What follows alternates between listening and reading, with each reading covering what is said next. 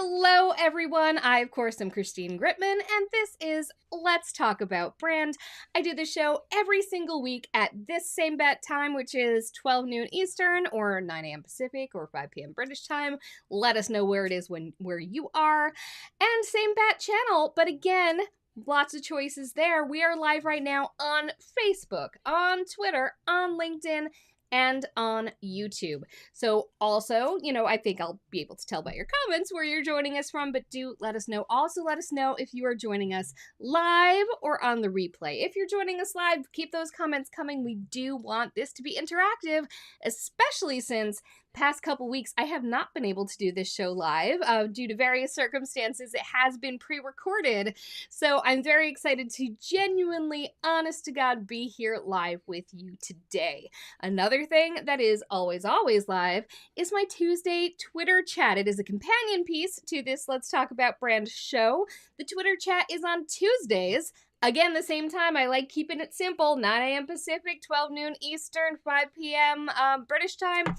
And so the Twitter chat on Tuesday does not have a guest, but is always on the same exact topic as our Friday live stream. So this week we had a wonderful conversation on Twitter on Chat About Brand, all about brand priorities. A lot of times we know our brand in our heads, we know what matters to us, we know what we want people to think of us.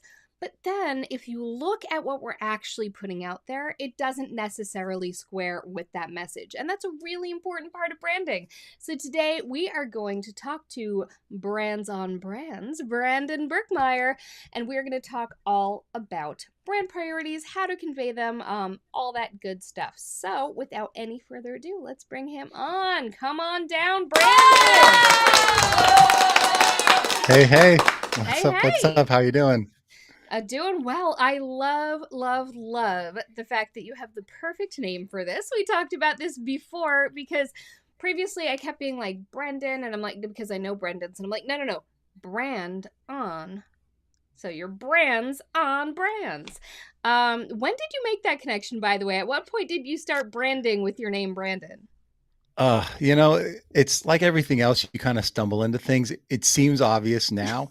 When I started, I was like trying to think of names for the company. I actually when I started a marketing agency, I thought, I'll call it Influencer Crowd because I had the domain and I was like, this is what we'll call it. That went bust. I didn't do anything with it. And then I realized I wanted the brand to be focused on me, not on this like fake agency, right? Personal because I'm the one. branding, yay! Yeah, like I'm the one serving my clients. I'm the face of the business. I'm the person that that they're building trust with and a relationship with. Yeah. So like, let's make it about me. And I could have just called it Brandon Birkmeyer, .com, but that's a bit of a mouthful. So then I pivoted towards, let's call it Brandon Brands. And then that got confusing. So I switched it to Brands on Brands because that's what people kept saying. So it was a bit of a journey to get there. But I think we're better for it now that we've gotten there. I feel like that's how most personal brands work. It's a journey, not a destination, constantly evolving. And when you hit on something, it's like, that was there all along. Why didn't I see it? It's kind of like when I switched from my previous live stream show, which was social, and it was very generic. It wasn't generic. It was great. I had amazing guests, but the fact is it was general social media, topic varied a lot. And then in 2020, I was like, everyone notices my personal brand. Everyone talks to me about my personal brand. This should be my focus of my show, of my work, of my everything. And once it hit, I have people who knew me way back when who were like, no, that was always your thing. I'm like, no, it wasn't. You just think it was because it makes so much sense. Yeah, I knew it was starting to work when I would go to different conferences and people, instead of calling me by my name, like they would shout in excitement, "Hey, what's up, Brands on Brands? How you doing?" Or like, "This is my friend Brands on Brands," which isn't obvious. I don't go by that as like my moniker or my name, but it's what people say because it's just kind of fun to say.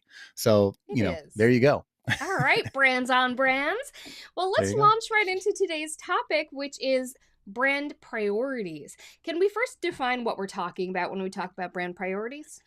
Yeah, I mean, the way I like to think about it, right, is marketing is vast, right? There's a million decisions to make. The ecosystem is huge. And if you are building a business and your priority is understanding the business, the marketing side of it is daunting, right? So figuring out what to do first in a world full of choices becomes very important, right? Because you can't tackle everything all at once. So figuring out what to do first versus second versus third and what actually is going to move the needle is what we're talking about today, right? So like setting priorities could mean the difference between your business growing or not growing, or you spending months or lots of money on something that actually isn't going to help you for another year. So for me, priorities are huge. Understanding where you are in your process, in your business, in your brand, and knowing what to do next is the whole game. So that's how I like to think about it. Absolutely. It's a very handy roadmap, and it's helpful and comforting to know the parameters you're operating within. So in terms of brand priorities, there's so many different things going on, especially if you're a personal brand. You know, we're humans, we contain multitudes.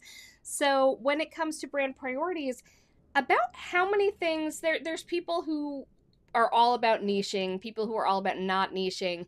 About how many key things do you ideally want to zone in on if you're a personal brand that will allow you to have enough specificity to really launch you, but at the same time, not necessarily box you in? Does that make any sense?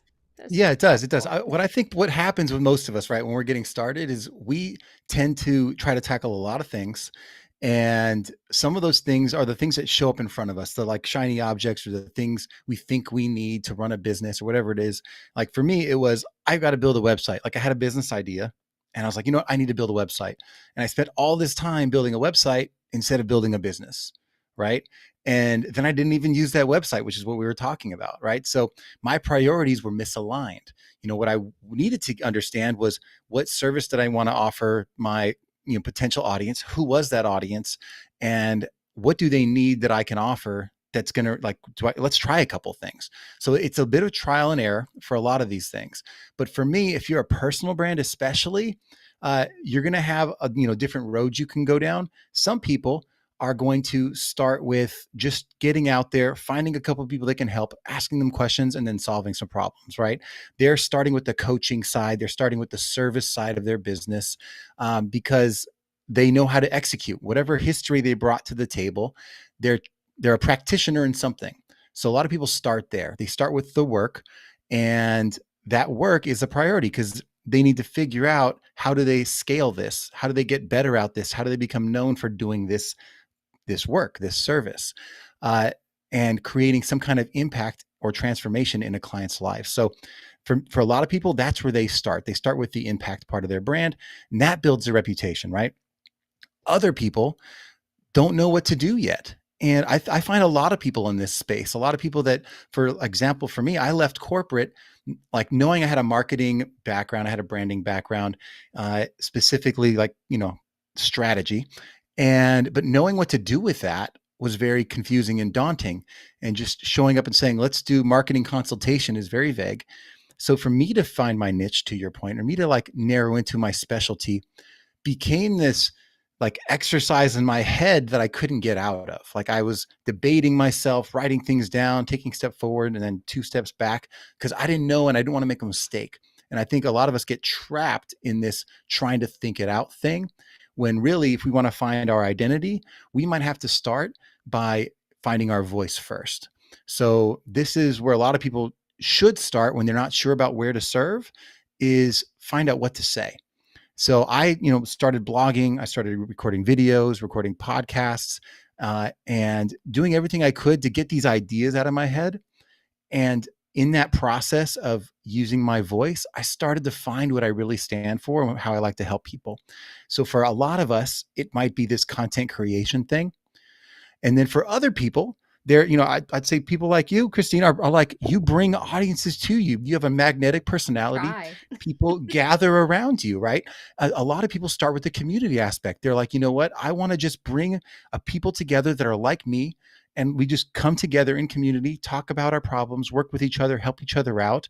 And that turns into, turns into its own thing.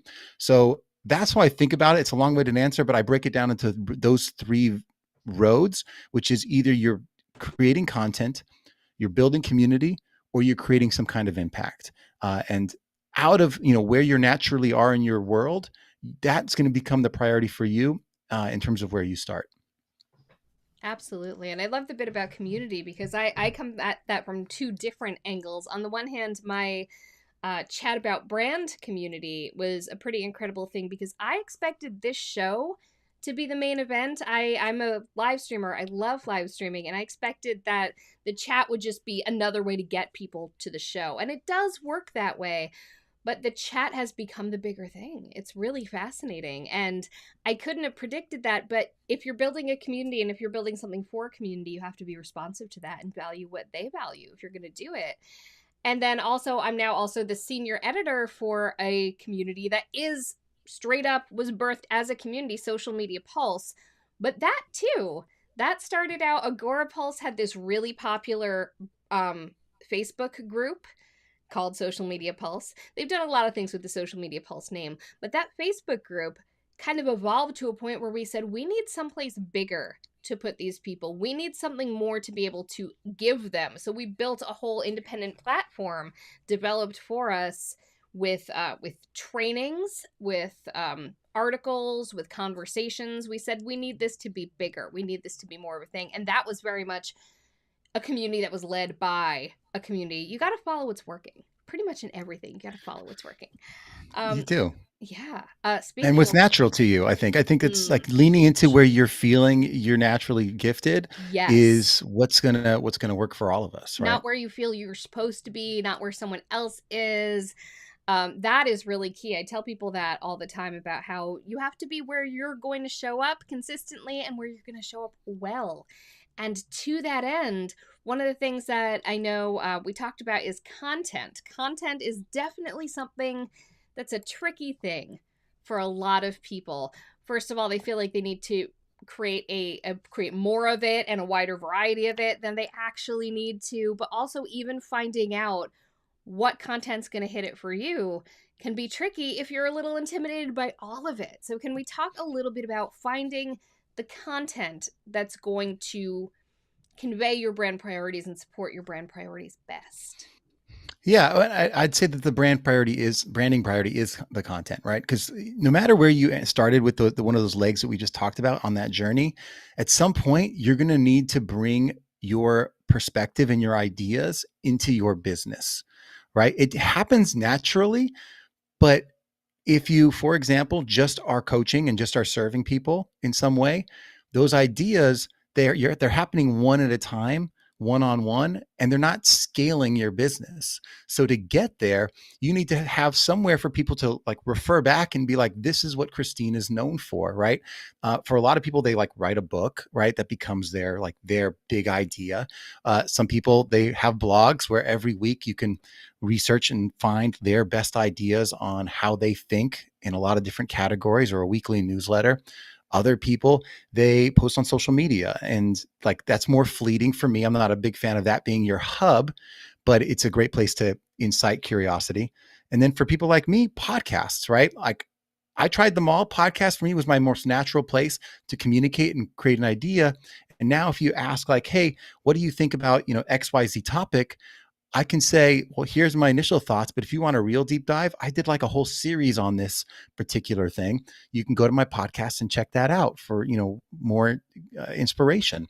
It's And always good to having have that that, kind of repository. Do you yeah, repurpose your podcast? Do you do like a blog about it or clips or anything like that? all of it, all of it. So for me, I think you've got to figure out where you create best as your starting point, but it can't end there. I know a lot of people, it's not a popular opinion. A lot of people say, pick one thing.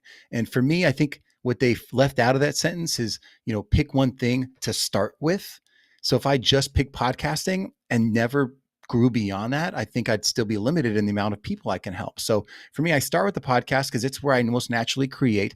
Having a recorded space that I can start and stop, and I can just turn it on when I'm feeling in my most creative is the most comfortable way to create for me. And I can bring people into that conversation.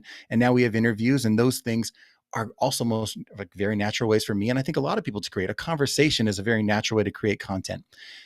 Figuring out how to take that and then turn it into something that someone else wants to listen to, that takes learning, that takes practice, that takes an approach and a method. And, that's something that I had to develop. And that's something I now help people with and teach them is, how do you take that one place where you were inspired and you created for the first time and put it on to all these other places. So yeah, I do a full blog for each one of my podcast episodes that is edited down, because a 30-minute solo episode for me is 5,000 words of content, right? When it's just transcribed, I have to turn that 5,000 words into something readable, which for a blog is typically 800 to 1,200 words.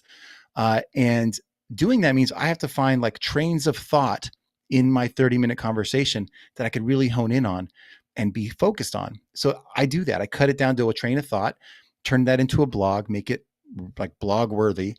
And then I also look for 1-minute clips, little ideas that popped out that are inspirational, turn those into social media video clips. And then I also create video content for YouTube that's more likely not 30 minutes again. That gets cut down to also closer to, 8 to 12 minutes. All of this is part of a process, but it starts because I created something, right? I spent 1 hour creating content. And then it turns into a machine that feeds everything else. It also feeds my email newsletter that goes out every week to my audience. Like I have something to say about everything because I created once a week for an hour. That's really key. That one piece of rich content becomes so many spin-offs. And especially I love what you said about taking one train of thought, creating a piece based on that. One train of thought and piece based on that. That's something that I do a lot of at Social Media Pulse, because I have to churn out content every single weekday. And so if I can spend 15 minutes interviewing somebody and turn that 15 minutes into 5 separate pieces of content on 5 separate days, I'm going to do that. And that's going to be a win, not only for me getting a lot of things out of a little effort, but also for the audience who doesn't have to sit through anything huge, an indigestible chunk. And what I love about it is it means that you suddenly have ideas that are forming. Like you can look backwards and say, there's these themes that I like to talk about. And you can actually dive back like inward and say, or like, what do I like? There's more here, right? Like, what do I actually feel about this? And those ideas get more refined. And what I'd like to say is like your reputation, if you're developing it as a personal brand, what you want is, instead of, because people are like, it's what people say about you when you're not in the room, right? Yeah. I don't want them talking about me in the room. I want them talking about my ideas, right? Because otherwise it's just gossip.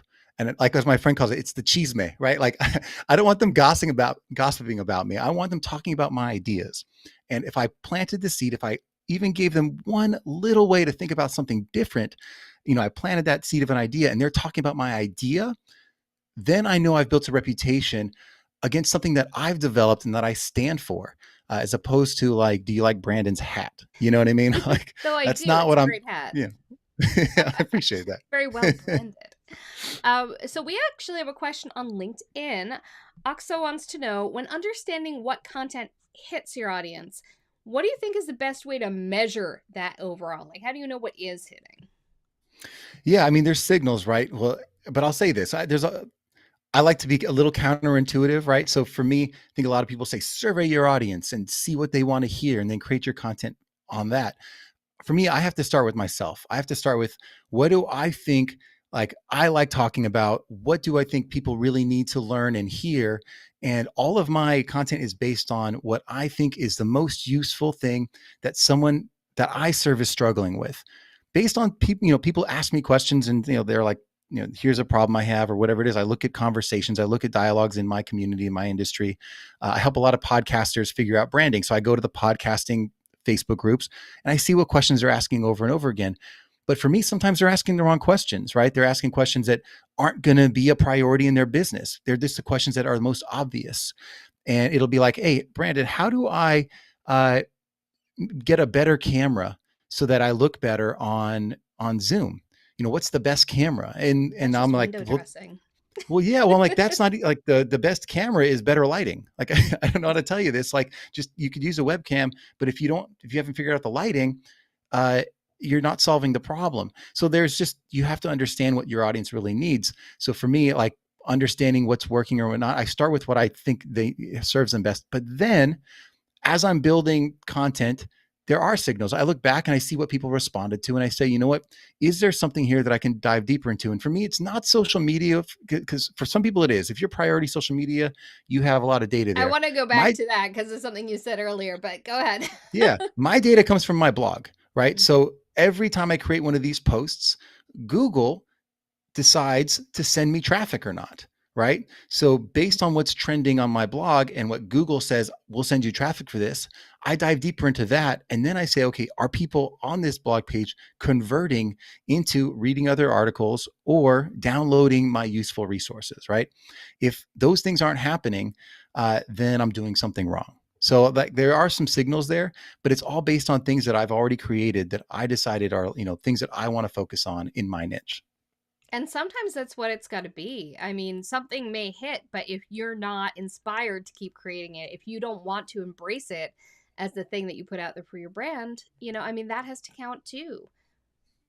Brandon's opinion on brand needs to count. I want to back up and talk a little bit more about social media because I'm sure Sure. some people, when you were earlier, when you were talking about content, you're like, some people think that means social media. It's not. Or not exactly, it's not. But I want to talk about that because a lot of times when people hear content, that is what they think. They think of a social media post, and it's so much bigger than that. Obviously, there's podcasting, there's blogging, there's all these different things.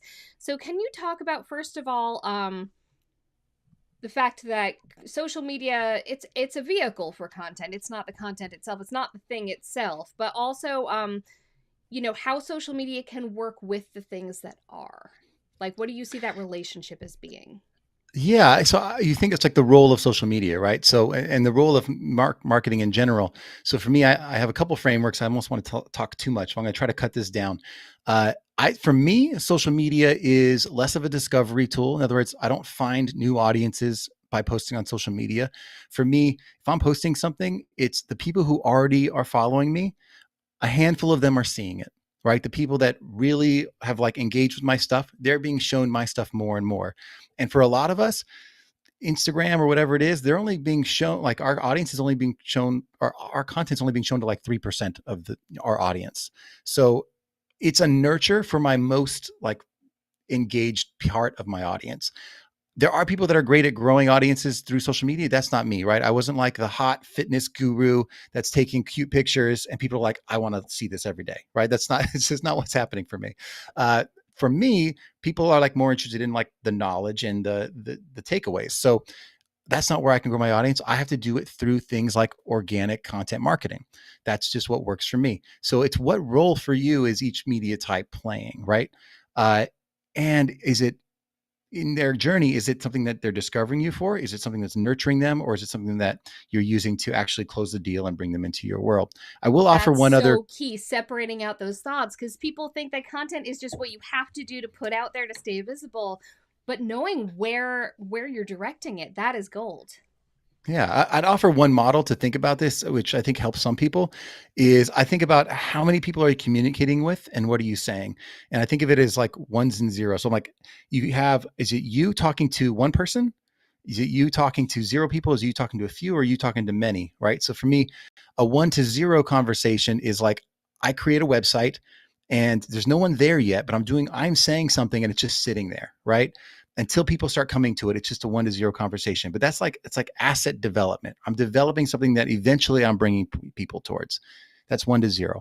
There's 1 to 1, which is all these conversations that are via email or direct message, or when I meet someone in person or I go network at a conference, I'm having 1 to 1 conversation. And those conversations are the most engaged, most trusting. They're the things that actually they meet me and then they go research me, right? Because that's my most engaged moment. That's 1 to 1. And then there's 1 to few where you go to these Facebook groups or we have a call like this and there's a few people listening. That 1 to few moment is a little less engaging, but it's still a place where people might be like, if he had one idea I'm curious about, I might go check him out. So the time you invest into these 1 to few moments uh, has a different level of priority than some of the others. And then there's 1 to many, which is what can you do to get out in front of as many people as possible? And that might involve, if you're scaling, that might involve paying for something like ads or trying to get a feature on a really big show. Those are the hardest things to do. And they're the things that cost the most money and time.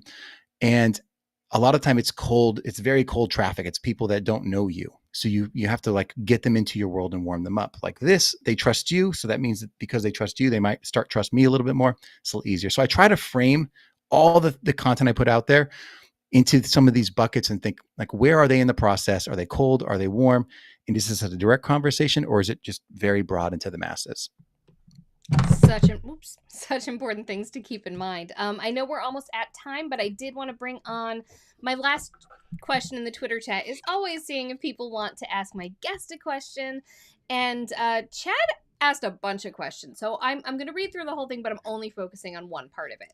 So he Just DM asked, me, Chad. yeah, he asked, how did you get started? Why did you focus on your specific niche topics? What is your purpose/calling for you and your community, and where did you get your start? I'm going to focus on what is your purpose/calling for you and your community. What is your calling? What is your brand priority? Yeah, I'd say my calling is for people to never settle, like to help them never settle. I felt like when I was in corporate for 18 years, working in ad agencies on brands like Apple and Coca-Cola and Wells Fargo, I had this amazing job that gave me an amazing resume. But I realized that that resume was replaceable. I was a commodity in this corporate world, and I wanted to be able to survive even if people weren't hiring me. So I had to develop a reputation instead of a resume. And I didn't have one. Like a resume does not translate to a reputation. So I had to figure out how to build that, which is what brought me into start creating content and building my brand personally, right? I had to leave that corporate environment to do that. I want to help as many people as possible get out there and build a reputation that can sustain them, whether they have a job or not, and they're working for themselves or not. That reputation will take them so much further. And I think one of the easiest ways to start doing that, even if you can't moonlight and start coaching and whatever, is to at least build some kind of base of content that gets your ideas on paper, that gets your voice out, gets you in the practice of speaking your mind.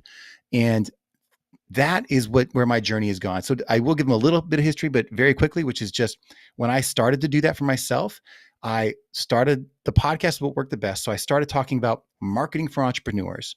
And then that felt good for a while. And I pivoted into content marketing because that's what I really was enjoying. And then I pivoted again into personal branding because again, each little step helped me kind of niche down a little bit further as I was in the process of doing things over and over again. That action helped me focus. And then now I'm personal branding. I was like, what's the best way to do that? For me, it's through podcasting. So I pivoted down even further into really podcasting and branding. And that world has helped me now I've created lots of content about that. I speak on stages about podcast branding. I've created courses and an academy for podcasters about branding called the Podcast Branding Academy. Go figure. New name, right? Not that creative. But that's the journey I've been on. But it all started because I used my voice and I kept saying, what are the ideas in my head and where are they taking me? Beautiful. Well, clearly they're taking you good places.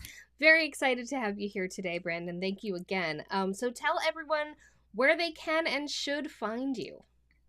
Yeah, the easiest is brandsonbrands.com. That usually connects you to all my social media links, to my podcast page, to the academy if you need help with that, or any resources I have overall. Brandsonbrands.com is usually the easiest place to go for that.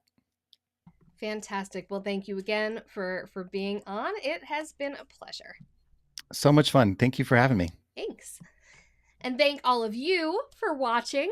I have some bad news about next week. This is usually where I hype next week's chat and next week's show, but next week I'm traveling. Next week I am going to be at Social Media Week Lima in Lima, Ohio. And unfortunately, both the timing of my chat and the timing of my show are exactly when I'll be in transit. So I encourage you to actually use those times, and I'm going to post these on my socials. Use those times to go back through the archives of Let's Talk About Brand. This has been show, I think, 78 or something, so there's certainly a ton of incredible information there in our backlog about branding from different wonderful experts.